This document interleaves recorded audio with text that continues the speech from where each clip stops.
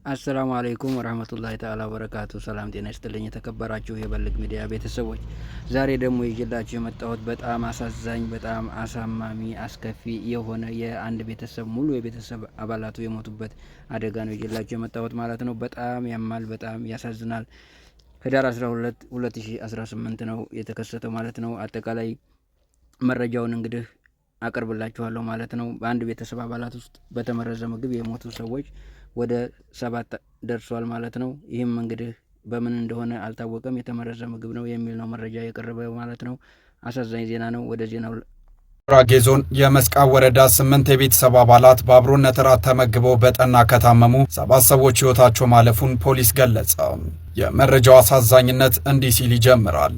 በወረዳው መሰረተ ወገራም ቀበሌ ዳሾ ቆቶ ተብሎ በሚጠራው መንደር ህዳር 6 ቀን 2018 ዓ.ም ምሽት 1 ሰዓት ላይ 8ቱ የቤተሰብ አባላት ሀገር ሰላም ብለው አብሮ እራት ከተመገቡ በኋላ በድንገት መታመማቸው ተነገረ። ብዙም ሳይቆዩ ከፍተኛ ለሆነ ህመም መዳረጋቸውን መረጃው የደረሳቸው የአካባቢው ነዋሪዎች የተጎጂዎችን ህይወት ለማትረፍ ተረባርበው ወደ ሆስፒታል አደርሷቸዋል። ቢሆኑም ከተጎዱ የቤተሰብ አባላት የ5 ዓመቱ መንግስቱ ኃይሌ፣ የ7 ዓመቱ መክበና ኃይሌና የ17 ዓመቱ ተክሉ ኃይሌ ሶስቱ ወንድማማቾች በዕለቱ ሆስፒታል እንደደረሱ ህይወታቸው ማለፉ ተገልጿል። የተቀሩትን ተጎጂዎች ህይወት በሕክምና ለማትረፍ ሐኪሞች ያልተቋረጠ ጥረት ቢያደርጉም የ14 ዓመቷ መቅደስ ኃይሌና የ15 ዓመቱ ገብሬ ኃይሌ የሁለቱ እህትና ወንድም ህይወት ህዳር 7 ቀን 2018 ዓ.ም ምሽት 11 ሰዓት አካባቢ ሲያልፍ የሟቾች ቁጥርም ወደ 5 አሻቀበ። ከተቀሩት ተጎጂዎች ደግሞ የ1 ዓመት ከ7 ወር ህፃን ሲሳይ ኃይሌ ህዳር 9 ቀን 2018 ዓ.ም ጠዋት 2 ሰዓት ላይ ህይወቱ ሲያልፍ የስድስቱ ሟች ልጆች አባት የሆነው አቶ ኃይሌ አበራ ከትላንት በስቲያ ህዳር 10 ቀን 2018 ዓ.ም ሌሊት በሰመመን ውስጥ ሆኖ ከእንቅልፉ ሳይነቃ ህልፈቱ እውን ሆኖ ልብ ሰባሪና አስደንጋጭና አሳዛኝ የሆነ ዜና ተደመጠ።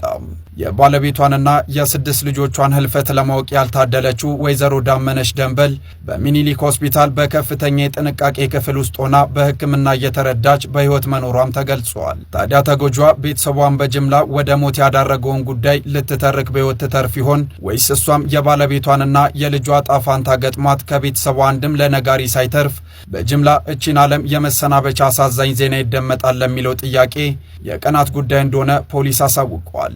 እኔም ጉዳዩን ተከታትዬ የማቀርብላችሁም ይሆናል።